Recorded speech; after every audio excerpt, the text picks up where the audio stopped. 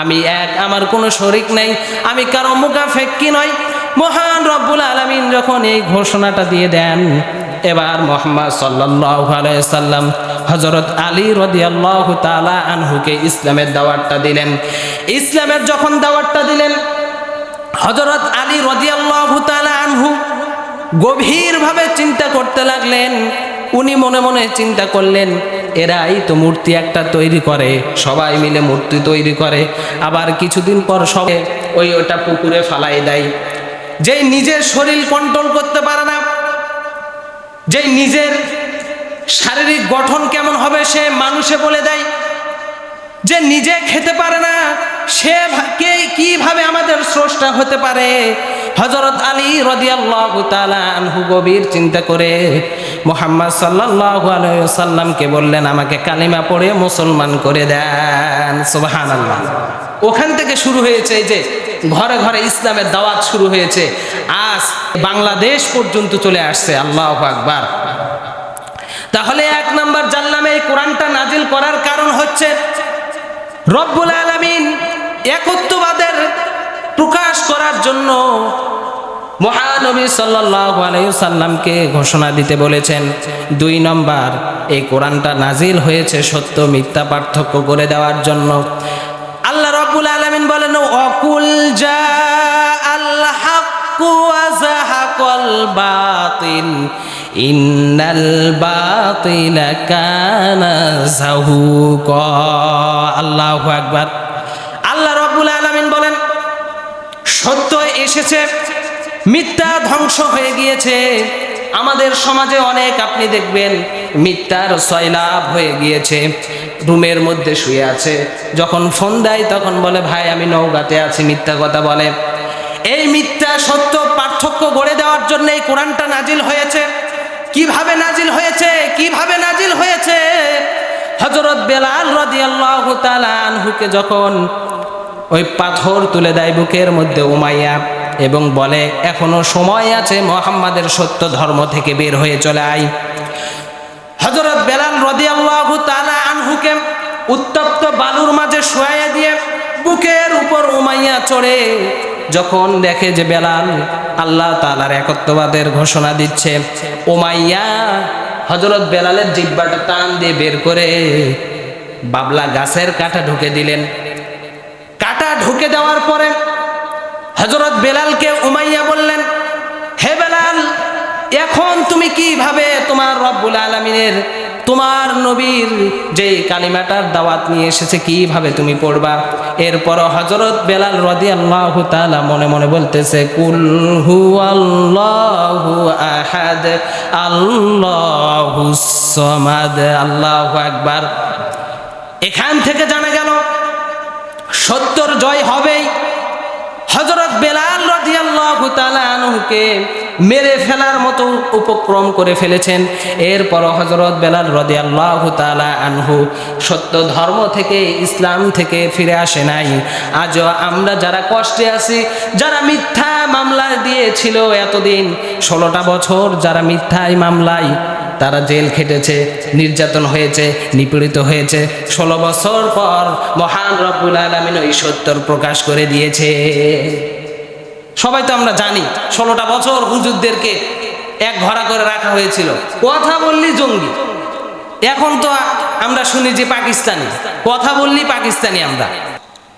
এবার আসুন 3 নাম্বার, আমাদের চরিত্র গঠন করে দেওয়ার জন্য এই কোরআন মহান রব্বুল আলামিন আমাদের সমাজে পাঠিয়েছেন। এই কোরআনটা প্রিন্টেড কোরআন, কাগজের কোরআন আল্লাহ তাআলা পাঠিয়ে দিলেন। আর প্র্যাকটিক্যালের জন্য মুহাম্মদ সাল্লাল্লাহু আলাইহি ওয়াসাল্লামকে পাঠিয়ে দিলেন। আম্মা জান আয়েশা রাদিয়াল্লাহু তাআলা আনহাকে জিজ্ঞেস করা হলো, আম্মা জান আয়েশা, মুহাম্মদ সাল্লাল্লাহু আলাইহি ওয়াসাল্লামের চরিত্র কেমন? আম্মা জান আয়েশা রাদিয়াল্লাহু তাআলা আনহা বললেন, কানা খুলুকুহুল কোরআন। তোমাদের নবীকে দেখো না, তোমরা কোরআন পড়ো না, কোরআন যেরকম পড়ো, কোরআন হচ্ছে কাগজে প্রিন্টেড কোরআন, আর আমার স্বামী, আমার হাজবেন্ড হচ্ছে প্র্যাকটিক্যাল কোরআন। সুবহানাল্লাহ।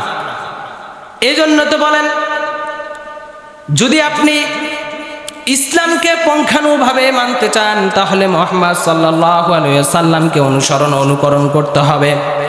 আল্লাহ রব্বুল আলামিন মুহাম্মদ সাল্লাল্লাহু আলাইহি ওয়াসাল্লামের চরিত্র ব্যাপারে গ্যারান্টি দিয়েছেন, ওয়া ইন্নাকা লাআলা খুলুকিন আযীম।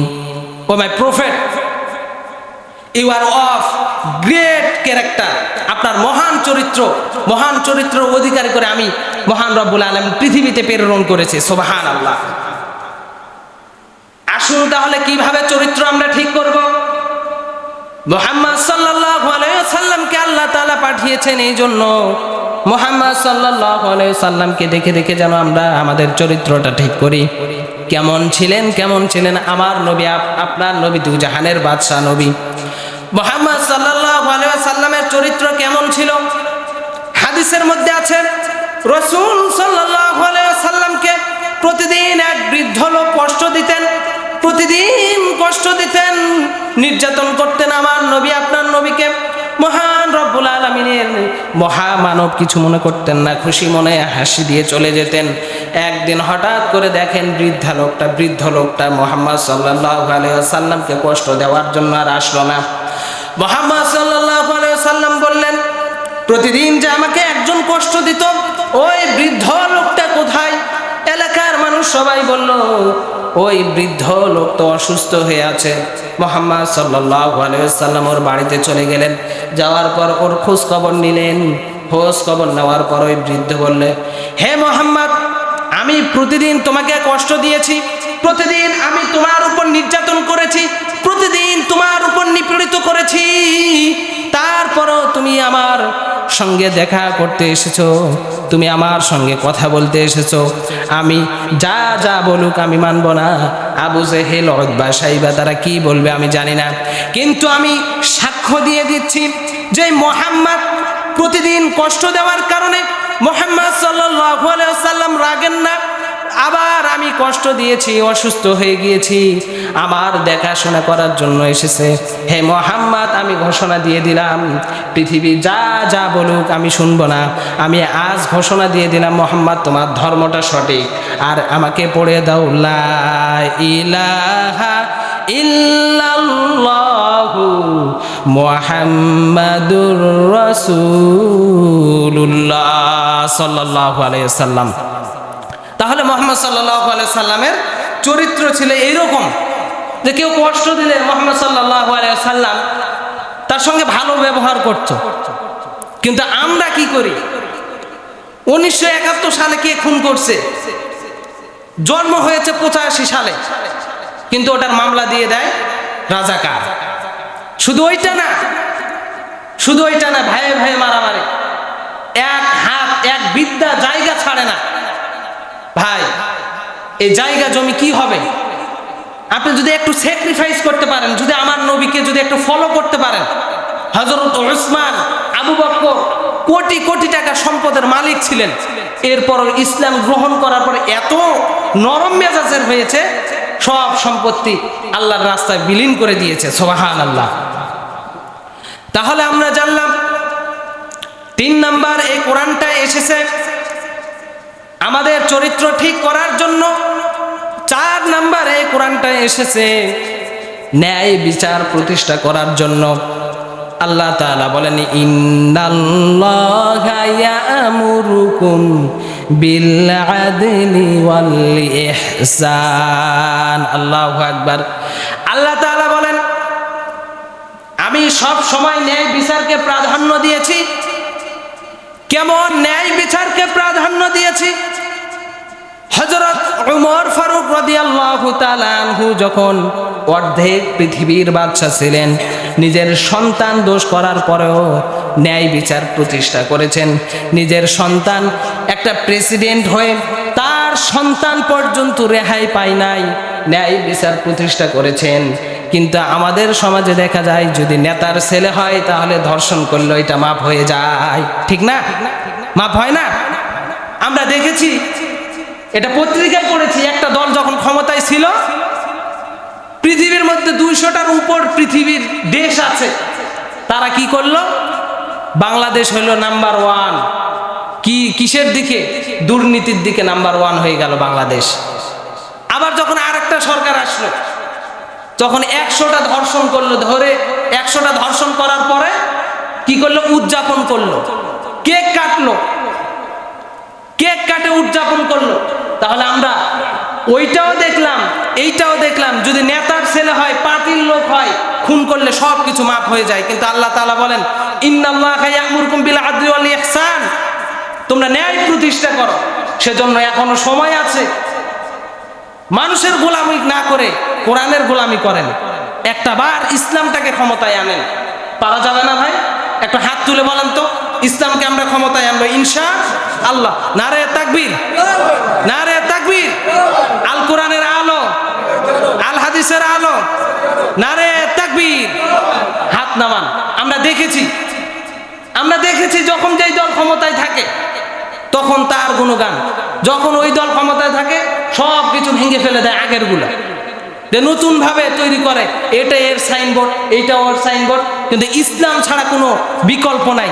আপনি যদি সুখ চান, আপনার মেয়ে হোস্টেলে লেখাপড়া করবে, আপনি যদি চান যে আমার মেয়েটা ভালো করে থাকুক, আমার মেয়ে সুন্দরভাবে থাকুক, তাহলে ইসলাম প্রতিষ্ঠা করা ছাড়া কোনো বিকল্প নাই। আমরা চাইব এবার অন্তত পক্ষে ইসলাম ক্ষমতায় আসুক। তাহলে আমরা জানলাম কোরআনটাই নাজিল হয়েছে ন্যায় প্রতিষ্ঠা করার জন্য। 5 নাম্বার, মহান রব্বুল আলামিন বলেন, এই কোরআনটা আমি নাজিল করেছি কিয়ামতের সতর্কতা দিতে, জান্নাত জাহান্নামের কথা বলতে। সেজন্য মহান রব্বুল আলামিন কোরআনুল কারীমের মধ্যে বলেন, ফামান সুহসিয়া আনিন নারি ওয়া উদখিলাল জান্নাতা ফাকাদ ফাজ। আল্লাহু আকবার। আল্লাহ তাআলা বলেন, পৃথিবীর সফল ওই ব্যক্তি